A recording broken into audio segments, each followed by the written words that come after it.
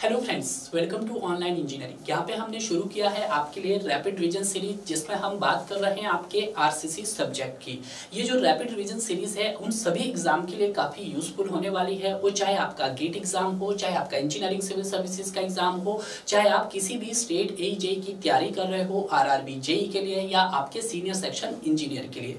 जहाँ पर हमने पहले पार्ट में डिस्कस किया था, बेसिक एनालिसिस किया था कि जो आपका आरसीसी सब्जेक्ट है वो आपका कितने मार्क्स के लिए पूछा जाता है, और हमने वहां पे कंटेंट्स के बारे में भी देखा था कि कौन कौन सा कंटेंट आपको इस रैपिड रिवीजन सीरीज में मिलने वाला है। तो आइए आज बात करते हैं अपने इंट्रोडक्टिव पार्ट्स की। इंट्रोडक्टिव पार्ट्स में हम जो सबसे पहले डिस्कस करेंगे आपका, वो डिस्कस करेंगे कि सर प्लेन सीमेंट कंक्रीट क्या होता है।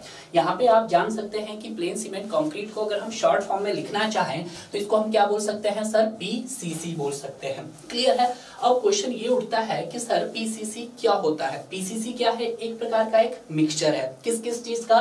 देखिएगा, यहाँ पे मैंने जो ये मिक्सचर बनाया है, जैसे आप एज ए ऑन फील्ड पे जो मिक्सचर बनाते हैं उसी तरह से हमने इसको अरेंज किया है। सबसे पहले आप क्या करते हैं, अपने कोर्स एग्रीगेट को इकट्ठा करते हैं। जब उन कोर्स एग्रीगेट को इकट्ठा करते हैं तो उनके बीच में आपके बड़े बड़े वर्ड्स रह जाते हैं। अब उन बड़े बड़े वर्ड्स को हम किसके साथ फिल करते हैं सर? सैंड के साथ फिल करते हैं। सैंड को यहाँ पर एक टेक्निकल नाम दिया गया है जिसको मैं एज ए फाइन एग्रीगेट बोलता हूं। जैसे ही आपने कोर्स एग्रीगेट के ऊपर आपने सैंड डाला तो अब भी उसके अंदर छोटे छोटे वर्ड्स रह जाते हैं, जिन वर्ड्स को आप अपनी आई से नहीं देख सकते हैं। अब उन वर्ड्स को फिल करने के लिए मैं वहां पे क्या ऐड करता हूं? अपना सीमेंट ऐड करता हूं। सीमेंट क्या है? आपके पास एक बाइंडिंग मटेरियल है जो बिल्कुल ग्रेन साइज के पार्टिकल्स का होता है। क्लियर है। उसके बाद क्या करते हैं हम? उसके अंदर वाटर ऐड करते हैं। वाटर जो काम करता है वो एज ए सॉल्वेंट काम करता है। क्लियर है। तो आज के बाद जब भी आपसे कोई PCC पूछे कि सर PCC क्या होता है, तो PCC एक प्लेन सीमेंट कंक्रीट होता है जिसमें एक मिक्सचर होता है कोर्स एग्रीगेट का, फाइन एग्रीगेट का, सीमेंट का प्लस वाटर का। अब क्वेश्चन ये उठता है कि सर ये जो कोर्स एग्रीगेट है, यहाँ पे कौन सा कोर्स एग्रीगेट आप यूज करते हैं? यहाँ पे जो कोर्स एग्रीगेट यूज करते हैं उसका नाम है आपके पास हार्ड ब्लास्ट ग्रेनाइट चिप्स। क्या है? Hard blast granite chips use किया जाता है, जिसका शॉर्ट फॉर्म क्या है? HBGC है। क्लियर है। उसी तरह से हम जब बात करते हैं अपने फाइन एग्रीगेट की, तो यहाँ पे कौन सा फाइन एग्रीगेट यूज किया जाता है? जब हम फाइन एग्रीगेट की स्टडी करेंगे तो फाइन एग्रीगेट को टोटल 4 जोन में डिवाइड किया गया है, जिसमें आपके पास जोन 1 आता है, जोन 2 आता है, जोन 3 आता है और जोन 4 आता है।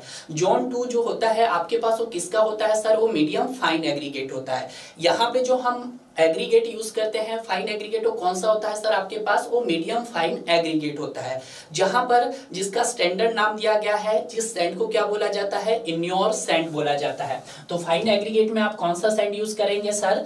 इन्योर सैंड यूज करेंगे। ठीक है, ये बात आपको ध्यान रखना। कौन सा सैंड यूज करेंगे? इन्योर सैंड यूज करेंगे। उसके बाद बात आती है सर सीमेंट की। तो यहाँ पे हम कौन सा सीमेंट यूज करते हैं सर? आपका OPC सीमेंट यूज करते हैं। अब OPC में भी आप सभी को पता है डिफरेंट ग्रेड होता है। कितने ग्रेड होते हैं सर आपके पास?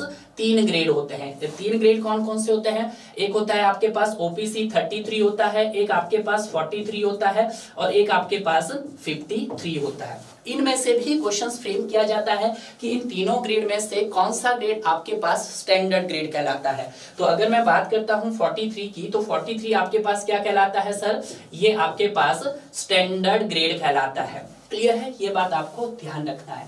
उसके बाद सर हम अपना वाटर ऐड करते हैं, और वाटर कौन सा वाटर ऐड करते हैं? जो कि आपके पीने योग्य है। उसको क्या बोला जाता है सर आपके पास?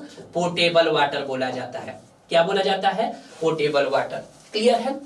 तो इस तरह से आपको क्लियर हो गया है कि PCC क्या है सर? एक मिक्सचर है। क्लियर है। अब यहां से भी क्वेश्चन उठता है कि किस तरह का मिक्सचर है। मिक्सचर भी आपके पास 2 टाइप के हो सकते हैं, या तो हेट्रोजीनियस मिक्सचर हो सकता है या फिर होमोजीनियस मिक्सचर हो सकता है। तो यहाँ पे जो PCC है मिक्सचर वो किस तरह का है सर आपके पास? वो हेट्रोजीनियस है। कैसा है? हेट्रोजीनियस मिक्सचर है। क्लियर है। ये सब क्वेश्चंस फ्रेम किए जाते हैं आपके एग्जाम के अंदर। क्लियर है।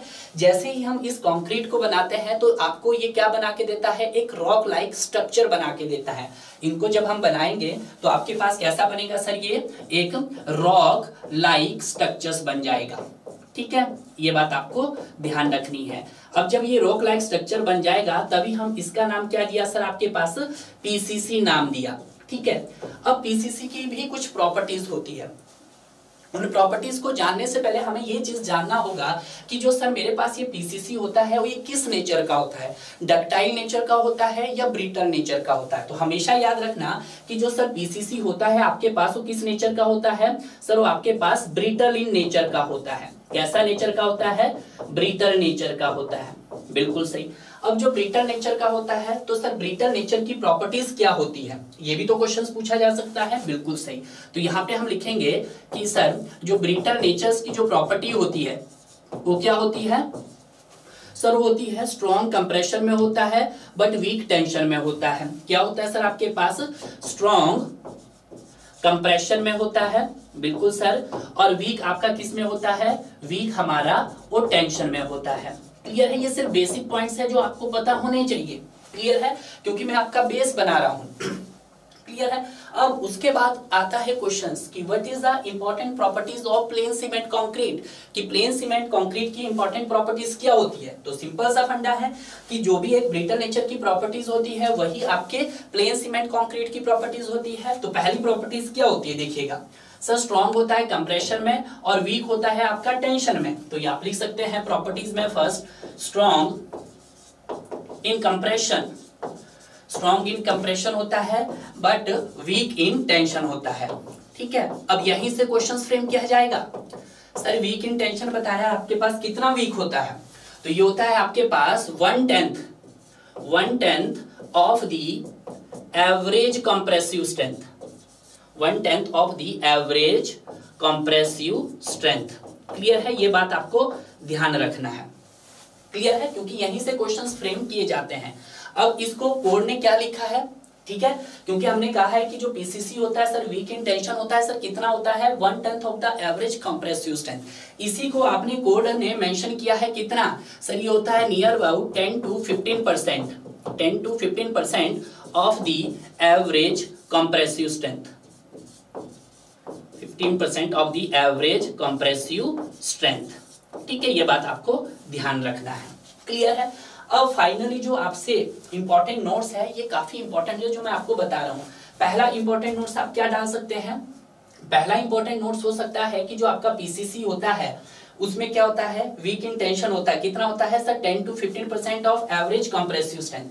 यही स्ट्रेंथ आपके आरसीसी के अंदर इसको इग्नोर किया गया है। तो आप पहला इंपॉर्टेंट पॉइंट्स लिख सकते हैं कि जो सर मेरे पास 10 to 15% of the average compressive strength जो होती है, compressive strength in case of RCC, in case of RCC इसको क्या किया गया है सर, इग्नोर किया गया है, इग्नोर किया गया है डियर। क्लियर है, क्लियर हो गया है। अब क्वेश्चंस कैसे आया होगा माइंड में, देखिएगा जब हम अच्छा भला काम अपने पीसीसी के साथ कर रहे थे, कहीं ना कहीं हमें उसका ड्रॉबैक मिला है। अब ड्रॉबैक क्या मिला है सर, वीक इन टेंशन है। जब आपका स्ट्रक्चर क्या हो रहा है, टेंशन में वीक हो रहा है, तो इसका मतलब क्या हो रहा होगा, आपका स्ट्रक्चर एक्सपांड कर रहा होगा। हमने उसको एक्सपांड से बचाना है। तो ऐसे में बहुत सारे साइंटिस्ट ने अलग अलग मटेरियल्स का यूज किया होगा, देखा होगा, उनको लैब टेस्ट किया होगा, उनको फील्ड टेस्ट किया होगा। जैसे ही उन्होंने फील्ड टेस्ट किया डियर, तो वहां पे उन्होंने फाइनली क्या देखा, कुछ रेनफोर्स मटेरियल का यूज किया। अब क्वेश्चन ये भी उठता है सर, ये रेनफोर्स्ड क्या है।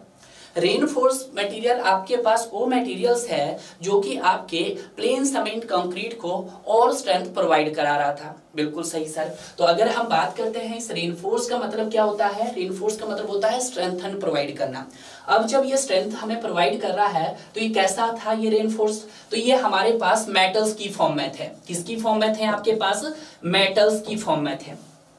और मेटल्स में जो सबसे पहले यूज किया गया था डियर, वो आपके पास आयरन यूज किया गया था। क्या यूज किया गया था, सबसे पहले आपके पास आयरन यूज किया गया था। ठीक है, आयरन यूज किया गया था आपके पास, कॉपर आपके पास यूज किया गया था। ठीक है, अलग अलग तरह से वहां पर रेनफोर्स मटेरियल यूज किए गए थे। कॉपर के अलावा आप स्टील यूज किया गया वहां पर सर, स्टील के अलावा वहां पर आपके पास एल्युमिनियम यूज किया गया। इनकी सबसे बड़ी खासियत क्या थी कि सर इन सभी को ही क्यों यूज किया गया था, क्योंकि जो ये थे आपके पास किसकी फॉर्म में थे सर, एक मेटल की फॉर्म में थे। किसकी फॉर्म में थे आपके पास, मेटल्स की फॉर्म में थे। ठीक है, जिसमें से अगर हम बात करते हैं तो वहां पे मोस्टली क्या यूज किया गया आपके पास, सर स्टील यूज किया गया।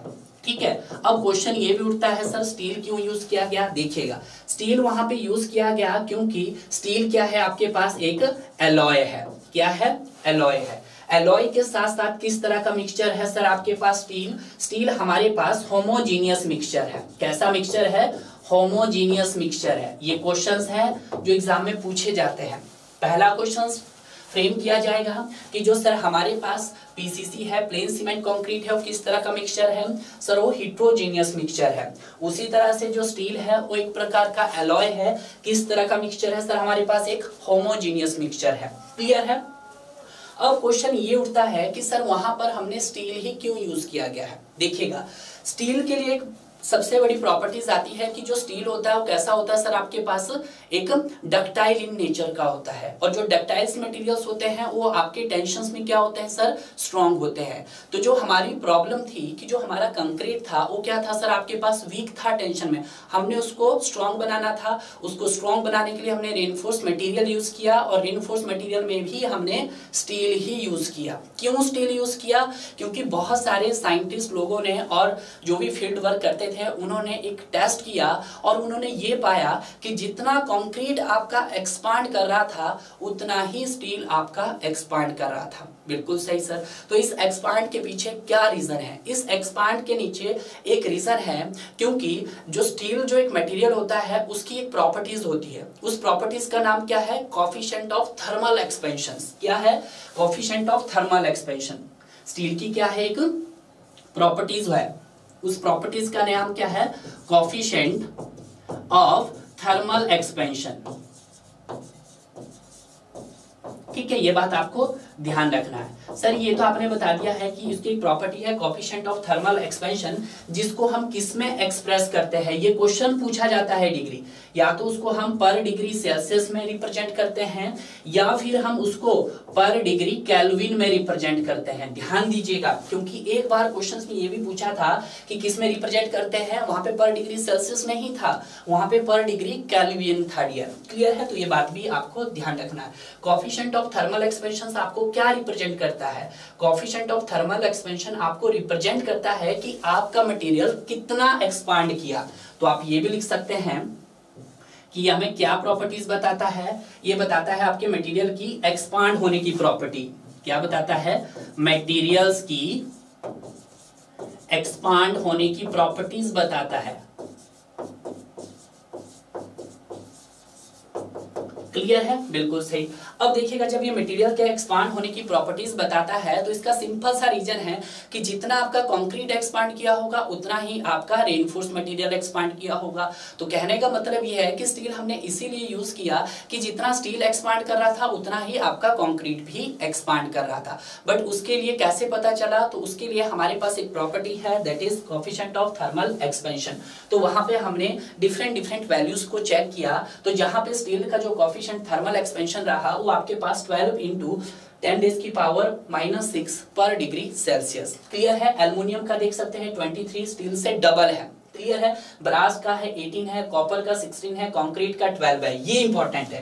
तो यहां से हमें एक निचोड़ मिल जाता है कि जो स्टील और कंक्रीट का कोएफिशिएंट ऑफ थर्मल एक्सपेंशन होता है वो क्या होता है डियर, आपके पास सेम होता है। तो इसका रीजन ये है कि जितना स्टील एक्सपांड कर रहा था उतना ही कंक्रीट एक्सपांड कर रहा था। अब आप बोलोगे सर एल्युमिनियम क्यों नहीं यूज किया, तो एल्युमिनियम आप देख सकते हैं कि स्टील का क्या है, double coefficient of thermal expansion है। तो इसका मतलब क्या है कि कंक्रीट अगर 1 गुना फैलेगा तो एल्युमिनियम कितना एक्सपांड होगा, 2 गुना एक्सपांड होगा। क्लियर है। तो इसलिए हमने किसका यूज किया सर, स्टील का यूज किया। ये टेबल काफी इंपॉर्टेंट है, काफी बारी आपको अरेंजिंग ऑर्डर में पूछा जा सकता है। एल्युमिनियम का 23, ब्रास का 18, कॉपर का 16, कंक्रीट का 12, ग्लास फॉर विंडो 9, ग्रेनाइट का 8, ग्लास फॉर बेकिंग डिशेस 4 होता है। क्लियर है। तो इस टेबल्स को भी आप अच्छे से लर्न कर सकते हैं डियर।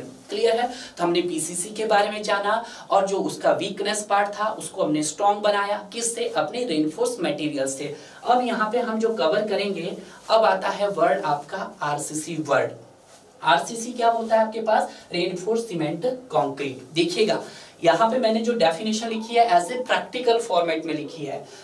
रेनफोर्स सीमेंट क्या है? एक प्रकार का कंपोजिट मटेरियल है। किस किस का? जिसमें हमने कोर्स एग्रीगेट ऐड किया, कोर्स एग्रीगेट के बाद हम फाइन एग्रीगेट ऐड करेंगे, फाइन एग्रीगेट के बाद हम सीमेंट ऐड करेंगे, सीमेंट के बाद हम रेनफोर्स मटेरियल ऐड करेंगे और रेनफोर्स के बाद हम एज ए वाटर ऐड करेंगे। जहां पे मैंने आपको ये भी बता दिया है कि सर कोर्स एग्रीगेट में हम कौन सा एग्रीगेट यूज करेंगे, तो हार्ड ब्लास्ट ग्रेनाइट चिप्स हम यूज करेंगे। सैंड में हम कौन सा? इन्योमर सैंड यूज करेंगे, इन्योर सैंड सॉरी यूज करेंगे। क्लियर है? और सीमेंट में हम कौन सा? स्टैंडर्ड लेंगे, ओपीसी 43 लेंगे। ठीक है, आप 33 भी ले सकते हैं। स्मॉल वर्क्स में किया जाता है 43, 53 बाद में बताऊंगा, पहले आप समझ लीजिएगा। रेनफोर्स में आपने क्या यूज किया? स्टील और आयरन यूज किया। ठीक है, वाटर्स में आपने कौन सा किया सर? आपने पोर्टेबल वाटर यूज किया है। ठीक है, तो अब जो आपका स्ट्रक्चर था आरसीसी का वो क्या बन चुका है? स्ट्रॉन्ग बन चुका है। क्लियर है? अब देखिएगा यहाँ पे एक चीज हमने ऐड किया है, रेनफोर्स चीज किया है। तो रेनफोर्स की प्रॉपर्टीज क्या होती है? डक्टाइल इन नेचर्स की होती है। ठीक है, तो ये भी आप देखना है कि जो सर हमारे पास रेनफोर्स की जो प्रॉपर्टीज होती है वो कैसे नेचर्स की होती है सर? वो डक्टाइल इन नेचर्स की होती है। कि हमने मोस्टली किसका यूज किया है सर? यहाँ पर हमने यूज किया है आपके पास मोस्टली मेटल्स का। डक्टाइल्स की नेचर्स की प्रॉपर्टीज क्या होती है सर? ये स्ट्रॉन्ग होता है आपका टेंशन में। क्या होता है सर? स्ट्रॉन्ग टेंशन में होता है। ठीक है, ये बात आपको ध्यान रखना है। जब स्ट्रॉन्ग टेंशन में होता है तो आपके आरसीसी की प्रॉपर्टीज क्या होगी? स्ट्रॉन्ग इन, देखिए कंक्रीट पहले से ही स्ट्रॉन्ग था, किसमें? कंप्रेशन में, बट वीक था टेंशन में। टेंशन को स्ट्रॉन्ग बनाने के लिए हमने किसका यूज किया? डक्टाइल मटेरियल का यूज किया, यानी कि रेनफोर्स मटेरियल का यूज किया। तो अब जो आरसीसी की इंपॉर्टेंट प्रॉपर्टीज बन गई, क्या बन गई? कि जो हमारे पास सर आरसीसी है, देखिएगा बन गई आपकी कि स्ट्रॉन्ग है सर किसमें? स्ट्रॉन्ग है आपके कंप्रेशन में as well as strong in tension में है। स्ट्रॉन्ग इन टेंशन में है। क्लियर है? तो आज के लिए इतना ही। जितना भी बेसिक पार्ट्स था आपका आरसीसी और पीसीसी का, उसको हमने बहुत अच्छे से यहाँ पे डिस्कस कर लिया है। अब मिलते हैं आपको नेक्स्ट पार्ट में। जब तक मैं नेक्स्ट पार्ट लेकर आता हूँ, आप नीचे कमेंट कर सकते हैं। अगर आपको ये सेशन बहुत अच्छा लगा है तो ज्यादा से ज्यादा स्टूडेंट को आप शेयर भी कर सकते हैं।